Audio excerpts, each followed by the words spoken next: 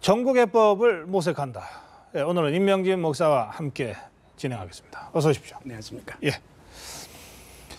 이제 국회가 지금 쫓기고 있습니다. 네. 이 8월 13일까지는 어찌됐든 의원 수를 몇 명으로 하고 어떤 기준으로 선거구 획정을 하겠다라고 하는 가이드라인을 선거구 획정위원회에다 보내줘야 됩니다. 이제 뭐 열흘도 안 남았습니다. 일주일 남았나요?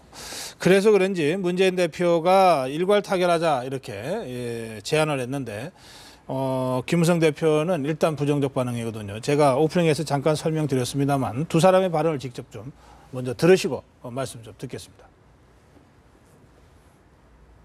선거구를 재획정하는 이번 기회에 권역별 비례대표제 도입을 결정하지 못하면 내년 총선에서 시행하는 것이 사실상 불가능해집니다.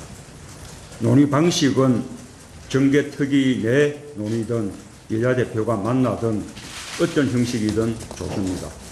새누리당이 권역별 비례대표제를 수용한다면 우리 당도 오픈 프라이머리 도입을 당론으로 결정할 수 있습니다. 제 개인 의견은 비례대표를 확대한다는 것은 정치 발전에 난 도움이 안 된다고 생각합니다. 비례대표 원래 취지대로 제대로 운영이 안 돼 왔습니다. 그동안. 하여튼 모처럼 야당 대표가 제안한 것이면 신중히 검토를 하겠습니다.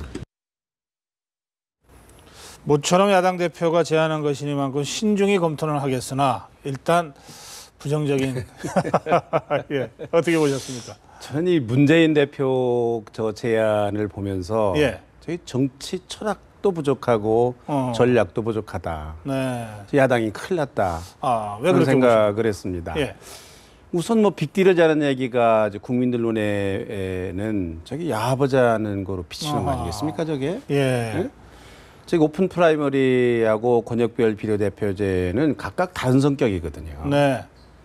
오픈 프라이머리 그거 저는 김무성 대표가 아주 강력하게 주장했지만 네. 나는 속셈은 안 될 거라는 걸 전제를 하고 주장했을 거다. 예. 난 이렇게 생각합니다. 네. 왜 야당이 안 받을 거기 때문에. 뭐 야당이도 안 받고 여러 가지 상황이 네. 사실 오픈 프라이머리라는 게 그 무슨 굉장한 정치 계획인 것처럼 생각을 사람들이 하지만 네. 따지고 보면 참 저게 상당히 문제가 있는 제도거든요. 네. 공천권을 국민에게 주겠다고 길가에 보니까 프랭카드 써붙였어요. 예, 말은 그렇게 하죠. 예. 예.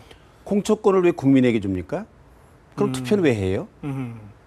공천은 정당이 책임을 지고 하는 겁니다. 당원은 그럼요. 된다. 예. 물론 뭐 국민들의 여론을 참고를 할 수는 있을지 모르지만 네. 전적으로 당이 책임을 지고 이 사람 우리가 공천했습니다. 그렇죠. 그 정당의 공직 후보자니까. 그렇죠. 정당이 책임지고. 그렇죠. 왜 거기에 애매한 국민들을 끌어들이냐고요? 예. 그다음에 국민들은 투표를 해서 그걸 심판하는 거죠. 제대로 네. 공천을 했는지 안 했는지.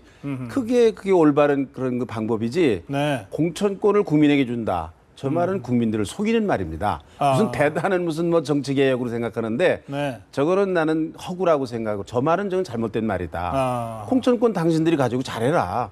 우린 잘하는지 못하는지 심판하겠다.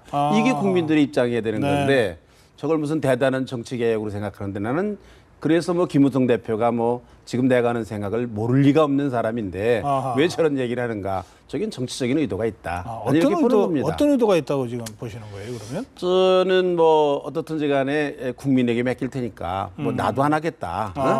예, 그렇지만 딴 사람도 하지 마라. 하지 마라. 그러나 그게 당대표가 어떤 면으로든지 오픈 프라이머리를 하면 과정 속에서 영향력을 미칠 수 있죠. 신밖에 들어 시비 걸지 마라 이 말을. 그런 얘기 이 말을 지금 하는 거군요. 그런 예. 의도가 있는 거죠. 그리고 어차피 안 될 거라고 하는 거죠. 네. 나는 이렇게 개혁적으로 하려고 그러는데 안 돼서 내가 할 수 없이 공천에 개입을 하겠다. 뭐 이럴 수 있는 명분을 축적하는 거 아니겠습니까? 네, 네. 이제 그거하고 네. 그거하고 이 권역별 비례대표제라는 거는 네. 사실은 저는 굉장히 중요한 어떻게 하느냐에 따라서 중요한 정치 개혁이라고 생각합니다. 저는. 네. 야당이 저걸 고수해야 된다고 생각해요. 저건 소수 정파의 정책 진출을 위해서 왜냐하면 꼭 필요한 제도다. 오픈 프라이머리의 또 하나의 문제는 기득권을 지키는 거거든요. 신이 진출할 수 있는 길이 막히는 거거든요. 저게. 근데 사실은 지금 우리가 투표를 해보면은요, 우리나라의 정치적인 갈등이라는 거는 박 대통령이 3% 더 받았어요. 박근혜 대통령이. 그래요. 3%를 더 받았는데 100%를 다 권력을 독차지하는 거거든요. 네네. 그러면 이게 도대체 이게 나머지 49%, 48%? 이 사람들은 참여할 길이 없는 거거든, 자기 의견을. 근데 그 국회의원 선거에서도 그대로 나타나는 거거든요. 네. 통계에 의하면 약 1,000만 표 정도가 그 의견이 무시된다는 거예요. 결과적으로 결과적으로 사표가 된다는 거예요. 예. 이것 때문에 우리 정치가 여러 가지 갈등을 계속 겪는 거거든요. 네. 사실은 민주주의라는 거는 가장 중요한 게 소수의 의견을 존중하는 게 민주주의가 아니겠습니까? 네. 1,000만 표라는 이런 대다수의 국민들의 상당히 많은 수의 이 국민들의 의견이 사장이 된다. 네. 사표로 몰린다. 아하. 이건 무언가 제도적으로 문제가 있다. 그거를 말하자면 보완할 수 있는 것 어쨌든 중에 하나가 조금이라도 조금이라도 보완할 수 있는 제도 자체가 권역별 비례대표제다. 뭐 네. 다른 좋은 방법이 더 있을 수 있다고 네, 나는 네. 생각하지만은 그러니까 이건 사실은 바꾼다든지 무슨 빅딜을 한다든지 그럴 일이 아니다. 그럴 일이 아닙니다. 이거는 따로따로 해야 되는 그런 주장을 해야 되는 이게 문제인데 문재인 대표가 그런 얘기를 빅딜을 하자 함으로 말미암아 국민들로 하면 저 사람 또 야합하는 거 아닌가 뭐 이런 말하자면 그 자기들끼리 특별히 예. 선거구 문제라든지 국회의원 뭐 숫자의 문제든지 비례대표 제도의 문제라든지 이거 지금 국민들이 상당히 민감하게 생각하고 있거든요. 그렇군요. 국회에서 알겠습니다. 지금 예. 뭐 이거 논의한다고 그러는데 아니 자기 목에 방울을 다는 일을 국회의원들이 할 수가 있는가? 어? 이게 뭐 굉장히 알겠습니다. 의구심을 예. 가지고 있는데 이렇게 하면 또 문재인 대표가 그 말을 할 수 있는 자격도 없어요. 왜냐하면 이 모든 거를 혁신위원회에다가 넘겼거든요. 아 그러네요. 네. 예.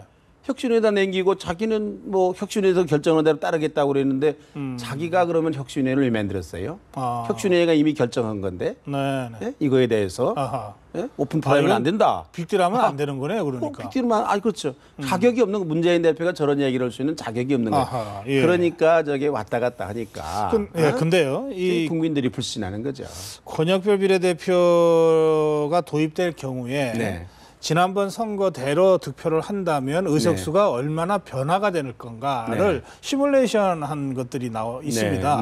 그저 새누리당의 이 정책 그 싱크탱크 여의도 연구원에서도 한 적이 있고 국회에서도 한 적이 있는데 보면 어쨌든 새누리당도 의석을 상당히 잃게 되고 새정치연합도 의석을 좀 잃게 됩니다. 대신에 이제 소수 정파들이 상당히 그 이제 원내 정당화되는 이런 결과가 나온다는 거예요. 그러니까 어떤 면에서는 이 권역별 비례대표제 여당이 반대하는 것도 정략적이지만 이 야당도 이걸 강하게 밀어붙일 의지가 과연 있는 건지. 그것도 문제죠. 사실은 그러나 우리나라의 정치의 이 선진화 발전을 위해서는요. 소수 정당이 출연하는 것이 바람직합니다. 예를 들면 건전한 진보 정당이라든지 녹색당이라든지 뭐 여러 말하자면 소수 정파가 사실은 출연을 해서 지금 양당 구조를 깨고 적어도 캐스팅 보드를 지는 그런 그 정치 구조의 개편 저는 이것이 필요하다고 생각합니다. 정치의 큰 발전이라고 생각하는 거예요. 알겠습니다. 그런데 어쨌든 오늘 문재인 대표가 이걸 빅딜을 하자고 제안을 했기 때문에 이거 빅딜을 하면 하는 대로 또 거절당하면 거절당하는 대로 이 정치에서 가장 중요한 명분이라고 하는 것이 어쨌든 좀 퇴색될 가능성이 좀 생겨버렸습니다. 아주 백전백패의 잘못된 제안인 것 같아요. 알겠습니다. 예. 자, 그리고요. 뭐 사실 이 문제와 관련해서는 이종걸 원내대표도 좀 입장이 달라요. 그 뭐 기왕에 이 얘기까지 나왔으니까 잠깐 좀 들어보죠. 가시죠. 예, 이종걸 원내대표 얘기 좀 듣겠습니다. 양당이 주장하는 것이다라고 해서 그것을 그냥 나누고 주고받는 방식으로 하는 것은 지금 현재로서는 그렇게 좀 빠른 판단인 것으로 보인다 이런 것이고. 공통의 의견은 아니란 말씀이신가요? 그렇게 보입니다. 참 저런 얘기를 사전에 좀 조율하면 얼마나 좋아요. 글쎄 말입니다. 이게 뭐 정당에 지금 대표가 있고 원내대표가 있지 않습니까? 투톱 체제라고 소위 얘기하는 건데 적어도 두 사람 정도는 얘기가 되고 전략적으로도 검토를 하고 여러 가지를 검토를 해서 제안을 해야 될 텐데 저렇게 되니까 저게 집안도 통일이 안 되고 국민들의 불신만 가중시키는 저런 일이 야당에서 벌어지고 있는 겁니다. 어쨌거나 뭐 이종걸 원내대표 조금 전에 저 발언은 조금 전에 목사님 말씀하신 대로 이거 성격이 다른 거다. 그러면 그 얘기니까요. 그렇죠. 성격이 다른 거를 저렇게 하자는 얘기는 거래하자는 얘기인데 저게 무슨 뭐 장사도 아니고 정치가 말입니다. 거래해서 되겠습니까? 알겠습니다. 예. 이제 야당 얘기 나온 김에 한 가지만 더 짚어주십시오. 천정배 의원이 네. 이 정동영 전 의원만한 사람 없다. 뭐 일종의 러브콜을 보냈다. 뭐 이런 해석도 있던데요. 네.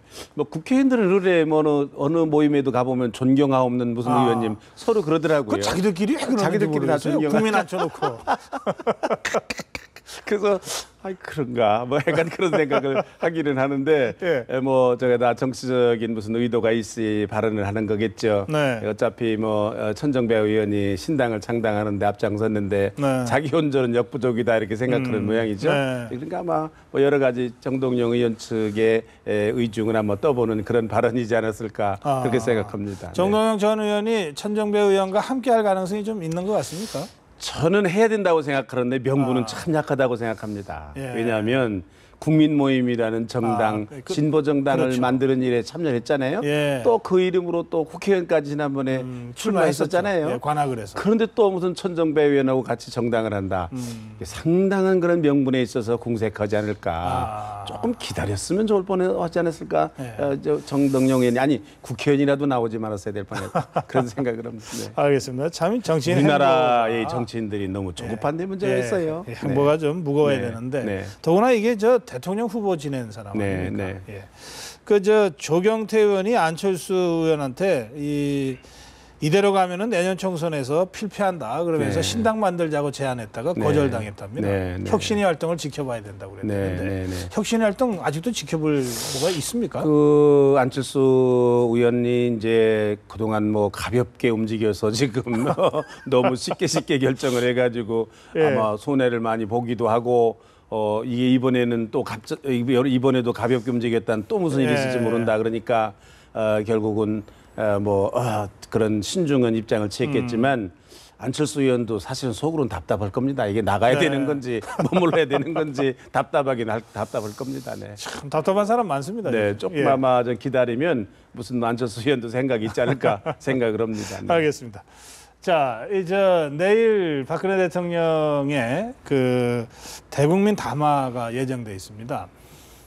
사실은 8.15 때 이제 8.15 축사를 통해서 대국민 메시지를 전해 왔지 않습니까? 그런데 열흘 앞두고 이제 이 원포인트 담화를 준비하고 있다는 겁니다.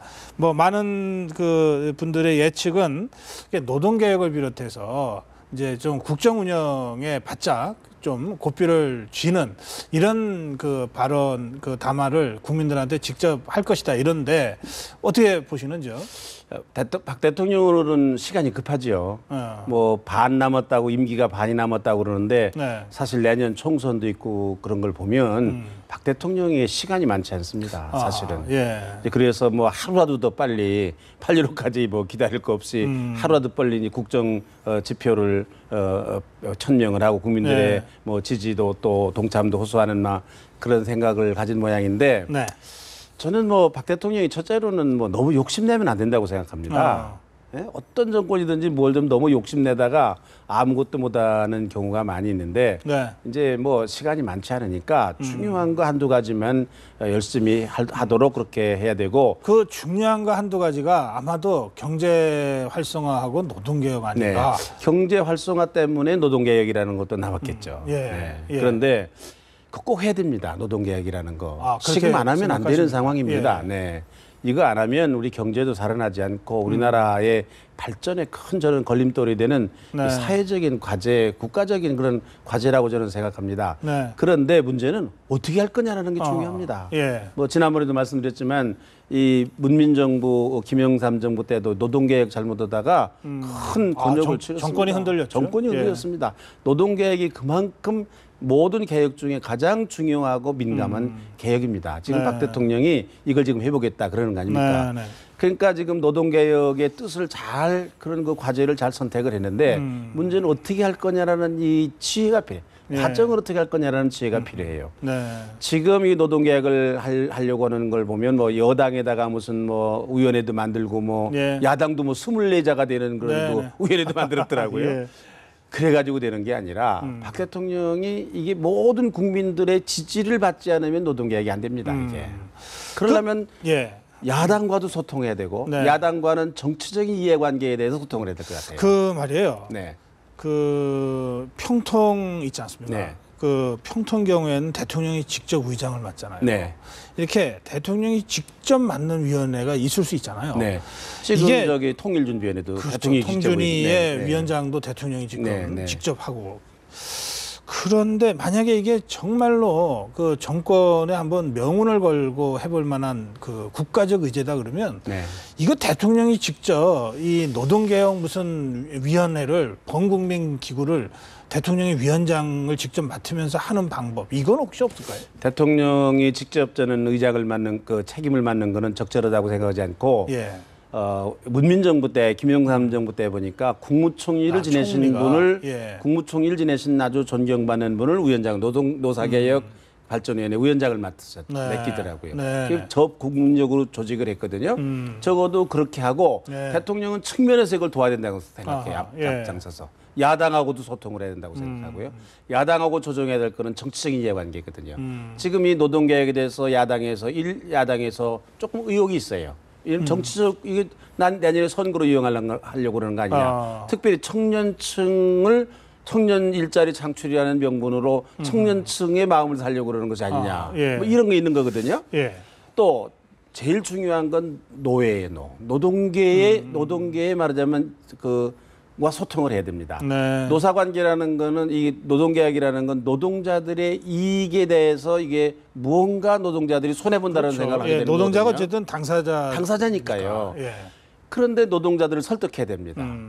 사실은 노동자들만 고통 분담을 해라. 무슨 해고를 쉽게 한다든지 임금 피크제를 한다든지 노동자 입장에서 보면 아니 왜 공공 부분에 있는 준공무원들은 왜 임금 피크제 안 하느냐? 네. 왜 해고를 철밥통이냐? 노동자들이 그럴 수 있는 거거든요. 네. 그러면 우리도 하겠단 말이야. 알겠습니다. 그렇다면은 다른 쪽에서 고통 분담하는 사람들은 누구냐? 어디에서 고통 분담을 같이 할 거냐? 이거에 대한 대안을 가지고 노동자들을 설득해야 되는데 네. 대통령이 나서야 된다고 생각합니다. 알겠습니다. 예. 그런데 뭐 롯데 사태 때문에 네. 아니 지금 노동개혁이 더 급하냐, 재벌개혁이 더 급하냐 지금 상황이 이렇게 돼버렸어요. 동전의 양면이라고 생각합니다. 예. 노동개혁을 잘하면 재벌개혁이 되고 네. 재벌개혁을 잘하면 노동개혁이 되는 겁니다. 지금 우리나라의 노사 문제의 가장 심각한 문제는 이 경제 구조, 재벌 중심의 대기업 중심의 이런 잘못된 경제 구조 네. 때문에 생긴 문제가 많이 있거든요. 네. 이거 양면이 있는 똑같은 일이라고 생각합니다. 네, 안 할 수가 없을 겁니다. 아마. 근데 이번에 롯데 사태 보니까 진짜 이게 우리나라 재벌이 다 저러면 정말 끔찍하겠어요. 그렇습니다. 네. 그나마 저게 롯데가 제일 심하다 그러니까 다른 재벌은 그보다 좀 낫다 그러니까 그래도 뭐 우리가 이렇게 이해하고 넘어가는 점은 있지만 좀 심해도 좀 너무한 거 아니에요? 그렇습니다. 그 뭐 사실은 저와 같은 전근대적인 이 네. 경영 이제는 끝을 내죠. 저래 가지고 어떻게 세계 경쟁에서 살아남을 수 있습니까? 저거 지금 외신들이 외국에서 굉장히 관심을 가지고 본다는데 예. 웃음거리 비슷하게 됐어요 지금 저게. 아니 뭐 진짜 완전 가시거리가 된 거죠. 네. 예. 저거 우리나라의 5대 재벌이라는 그 5대 재벌 예. 5위에 이르는 그 재벌이 예. 저런 경영이 돼서 저런 모습이 돼서 세계 웃음거리가 된다 그러면 우리나라 경제를 뭐로 보겠습니까? 세계 네. 사람들이. 네. 또 세계 경쟁에서 이길 수 있겠습니까? 저런 모습을 가지고. 예, 알겠습니다. 어쨌든 이 동전의 양면과 같은 거다. 재벌 개혁과 이 노사관계 대혁이라고 하는. 근데 이게 어쨌든 이슈 자체는 대통령이 잘 잡았다 이런 네. 말씀이시죠. 근데 이거 노사개혁을 잘못 밀어붙이면 여당이 표만 타고 막 밀어붙이면 상당한 부작용이 있을 겁니다. 예. 우리 사회의 갈등과 후폭풍이 있을 어떻게 거라는 하면 거를 당사자인 노동계를 네. 비롯해서 네. 국민적 합의를 이끌어낼 예, 것이다. 꼭 해야 되는 일이지만 지혜롭게 해야 된다. 알겠습니다. 그렇게 생각합니다. 네. 자, 그리고요.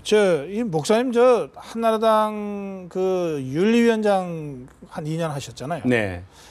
만약에 지금 새누리당의 윤리위원장 하고 계신다면, 네. 근데 심학봉 사건이 났다. 네. 어떻게 하셨겠어요? 저는 뭐 제가 옛날에 했던 걸 옛날에 제가 윤리위원장이 있을 때도 네. 비슷한 사건이 있었습니다. 예.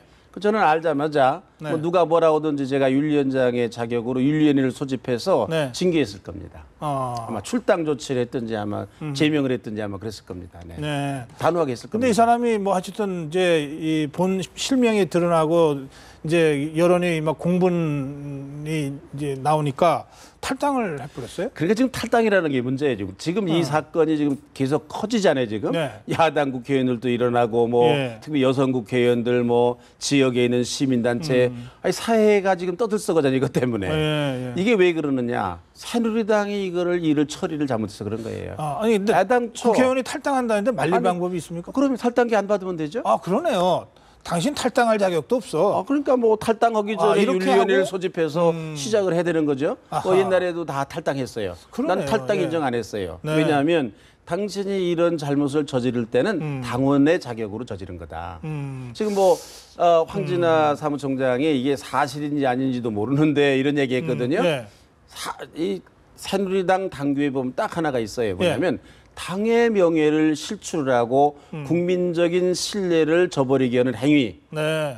딱 지금 신문에 보도된 것만으로도 이미. 사실이든지 아니든지 예. 새누리당의 명예는 실추되고 예. 국민적인 신뢰를 저버리게 된 거거든요. 네. 그것만으로도 제명감이에요. 아하, 더 말할 예. 것도 없는 거예요. 네. 무슨 사실 여부를 가려서 무슨 그건 뭐 나중에 경찰이나 그럼요. 검찰에 맡기고. 윤리위원회 아닙니까? 무슨 법제위원회가 아니잖아요. 네. 법을 따지는 데가 아니라 윤리가 뭔지 윤리. 그러고 보니까 네. 무슨 불미스러운 일이 벌어지고 나면 공직자들이 사표 내잖아요. 네. 근데 이거를 안 받잖아요. 예. 당신 사표 낼 일이 아니다. 기다려라. 그렇죠. 기다려라. 우리가 해임을 시키면 시켰지. 네. 왜 자진 사표냐 이러잖아요.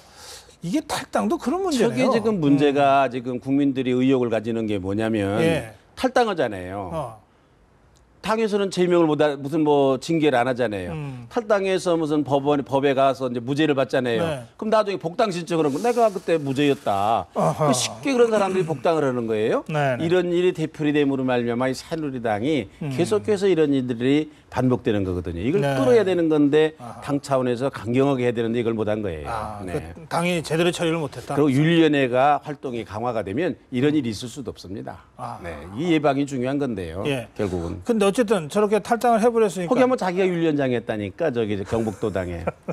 아니 그러면 국회 차원에서 할 방법이 있는 거죠? 국회에서 윤리특별위원회가 있죠. 예. 근데 지금 19대 국회에서 39건을 제소를 했는데 예. 한 건도 처리되지 않았답니다. 그러니까 뭐 그래요? 자기들끼리 하는 그게 회의가 무슨 의미가 있겠습니까? 국회 윤리위원장이 지금 누군지 혹시 아세요? 모르죠. 그것도 모를 뿐만 아니라 39건을 제소를 했는데 아직까지 한 건도 처리된 게 없답니다. 아하, 참. 이게 국회 특별윤리위원회, 윤리특별위원회를 낸다는 것 자체가 예. 이게 국민들을 기만하는 일이죠. 그러니까 국민들이 이거 꼬리 자르기 아니냐에서부터. 그러니까 네. 지금 뭐 사실은 국회의원 정수 있잖아요. 예. 필요에 따라서 늘릴 수도 있어야 되는 거죠. 네. 국민들이 절대로 늘리면 안 된다. 그거를 왜 그러냐. 아니, 저런 국회의원들 더 늘려서 뭐하냐. 이런 거 아니겠습니까?